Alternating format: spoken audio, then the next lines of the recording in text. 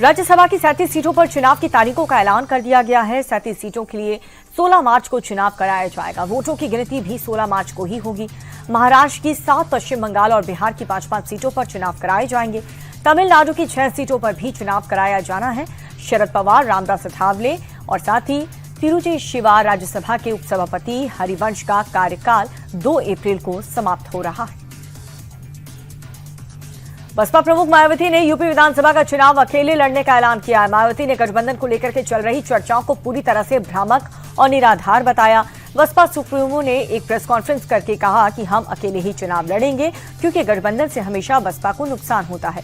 मायावती ने 2007 वाली प्रचंड जीत 2027 में दोहराने की हुंकार भरी। साथ ही सपा, कांग्रेस और बीजेपी को संकीर्ण सोच वाली पार्टी बताया। एमपी की मोहन सरकार ने 4,38,317 करोड़ का अब तक का सबसे बड़ा बजट पेश किया है। वित्त मंत्री देवड़ा ने सबसे बड़ी घोषणा महिलाओं को लेकर के की। लाडली बहनों के लिए 23,800 करोड़ रुपए तो वहीं किसानों के लिए 1,57,000 करोड़ रुपए आवंटित किए गए हैं। और इसके अलावा अटल गृह ज्योति योजना के लिए 6,033 करोड़, श्रम विभाग के लिए 1,335 करोड़ प्रस्तावित किए गए। बजट को लेकर के सीएम मोहन ने कहा कि पर्यावरण, पर्यटन और सांस्कृतिक पुनरुत्थान पर फोकस किया है। हम हर क्षेत्र में विकास कर रहे हैं। विशाखापट्टनम से लगे समंदर में इस समय दुनिया भर में नेवल जहाजों का जमावड़ा लगा हुआ है। समंदर में इंटरनेशनल फ्लीट रिव्यू और मिलन नौसैनिक अभ्यास हो रहा है। इंटरनेशनल फ्लीट रिव्यू में पहली बार इंडियन नेवी की आन बान और शान आईएनएस विक्रांत भी शामिल हुआ। भारत के अलावा इंटरनेशनल फ्लीट रिव्यू में 70 से ज्यादा देश और 65 से ज्यादा नौसेनाएं हिस्सा ले रही हैं। राष्ट्रपति द्रौपदी मुर्मू ने समंदर में 60 से ज्यादा जंगी जहाज और पनडुब्बियों का निरीक्षण किया। इंडिया एआई इम्पैक्ट समिट में चीनी रोबोट को अपना बताने के विवाद के बाद गलगोटिया यूनिवर्सिटी ने एक्सपो वेन्यू से अपना स्टॉल खाली कर दिया है। आरोप यह है कि गलगोटिया यूनिवर्सिटी ने चीन में बने यूनिट्री गो टू रोबोट को अपना बता करके ओरियन नाम से पेश किया था। और वहीं इस विवाद के बाद गलगोटिया यूनिवर्सिटी की प्रोफेसर नेहा सिंह ने कहा कि किसी भी देश के प्रोजेक्ट को यूनिवर्सिटी ने अपना नहीं बताया है। दिल्ली में चल रहे एआई समिट के दौरान हुई चोरी के मामले में पुलिस ने एक बड़ी कार्रवाई की है। महज 24 घंटे के अंदर पुलिस ने वेयरेबल डिवाइस को बरामद कर लिया है। साथ ही 2 आरोपियों को गिरफ्तार किया जिनके नाम आशीष और मनीष है। इनके पास से कुल 6 वेयरेबल डिवाइस बरामद किए गए हैं। बेंगलुरु स्थित एआई स्टार्टअप न्यूसेपिंग के संस्थापक धनंजय यादव ने दिल्ली पुलिस की तेज कार्रवाई के लिए धन्यवाद किया। फिल्म घूसखोर पंडित के बाद अब फिल्म यादव जी की लव स्टोरी का विरोध शुरू हो गया। फिरोजाबाद में यादव जी की लव स्टोरी मूवी की रिलीज से पहले ही विश्व यादव परिषद के जिला मुख्यालय पर जोरदार प्रदर्शन किया गया और फिल्म की रिलीज पर रोक लगाने की मांग कर दी गई है। मुख्यमंत्री के नाम ज्ञापन भी सौंपा गया। यादव समाज का आरोप है कि फिल्म में यादव समाज की बेटी की एक मुस्लिम युवक के साथ लव स्टोरी दिखा करके पूरे समाज की छवि को ठेस पहुंचाने की कोशिश की गई है। मंगलवार को बेंगलुरु में अमेरिकी राजदूत सर्जियो गोर पूरी तरह से भारतीय रंग में रंगे हुए नजर आए। सर्जियो गोर बीजेपी सांसद तेजस्वी सूर्या के साथ बेंगलुरु की सड़कों पर ऑटो रिक्शा की सवारी करते हुए नजर आए। इससे पहले दोनों ने एक साथ बैठ करके डोसे का आनंद लिया और फिल्टर कॉफी की चुस्कियां ली, जिसके बाद सर्जियो गोर मंदिर भी गए। यूपी में शंकराचार्य विवाद पर यूपी के डिप्टी सीएम ब्रजेश पाठक का भी बयान सामने आया। ब्रजेश पाठक ने कहा कि चोटी खींचना, शिखा खींचना महापाप है। जो भी दोषी हो उसे कड़ी सजा मिले।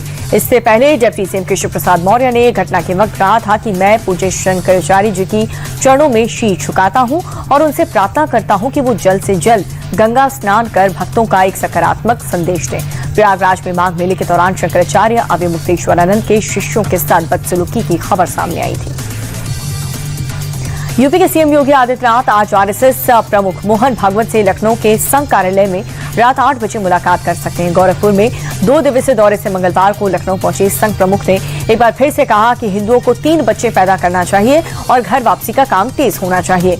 मोहन भागवत ने हिंदू समाज को संगठित और सशक्त करने पर जोर देते हुए कहा कि हमको किसी से खतरा नहीं है, लेकिन सावधान रहना है। साथ ही संघ प्रमुख ने घुसपैठियों की समस्या पर चिंता जताते हुए कहा कि घुसपैठियों को डिटेक्ट, डिलीट और डिपोर्ट करना होगा, उन्हें रोजगार नहीं देना है। यूपी के सीएम योगी आदित्यनाथ ने बुलडोजर और ब्रह्मोस मिसाइल को एक जैसा बताया। योगी ने कहा कि दोनों एक दूसरे के पूरक हैं। योगी ने कहा कि ब्रह्मोस भारत की सामरिक शक्ति का प्रतीक है जिसे देश के दुश्मन भय खाते हैं। और वहीं बुलडोजर को उन्होंने यूपी की प्रगति और ताकत का प्रतीक बताया। सीएम योगी ने कहा कि बुलडोजर अवैध निर्माण गिराने के साथ साथ माफियाओं की प्रवृत्ति को भी कुचल देता है। यूपी के लखीमपुर खीरी के 6 साल की बच्ची के साथ छेड़खानी के आरोप पर पुलिस का बड़ा एक्शन। एक तरफ जहां पर पुलिस ने आरोपी सद्दाम पर पॉक्सो एक्ट के तहत मामला दर्ज करते हुए गिरफ्तार कर लिया, वहीं प्रशासन ने सद्दाम की दुकान पर बुलडोजर चला करके उसे पूरी तरह से ध्वस्त कर दिया। इससे पहले घटना के विरोध में लोगों ने जबरदस्त प्रोटेस्ट भी किया। यूपी के फर्रुखाबाद में बुलडोजर एक्शन हुआ है। प्रशासन ने गैंग रेप के आरोपियों के अवैध कब्जे को जमींदोज कर दिया। कार्रवाई के दौरान बड़ी संख्या में पुलिस फोर्स तैनात रही। शिबू, सलमान और अनस पर कोचिंग छात्रा को नशीला पदार्थ पिला करके गैंग रेप करने का वीडियो बना करके धमकाने का आरोप है। सितंबर 2025 में हुई इस वारदात के बाद पुलिस तीनों आरोपियों को अरेस्ट कर ली। लखनऊ में दिल दहला देने वाली घटना सामने आई। काकोरी इलाके में लड़की के घर वालों ने ससुराल आए दामाद की चाकू मारकर बेरहमी से हत्या कर दी।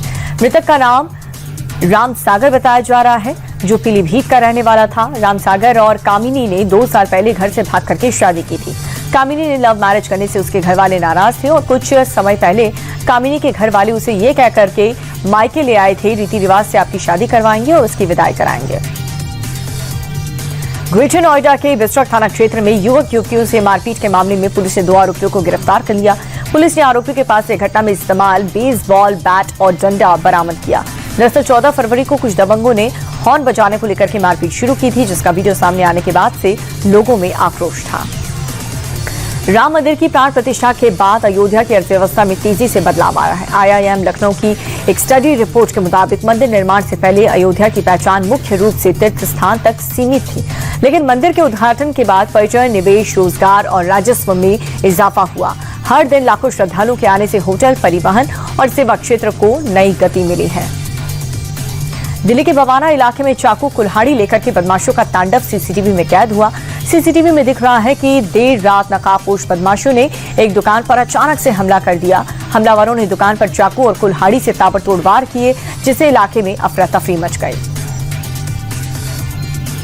दिल्ली के नंद नगरी इलाके में एक शख्स की हत्या के बाद सनसनी फैल गई।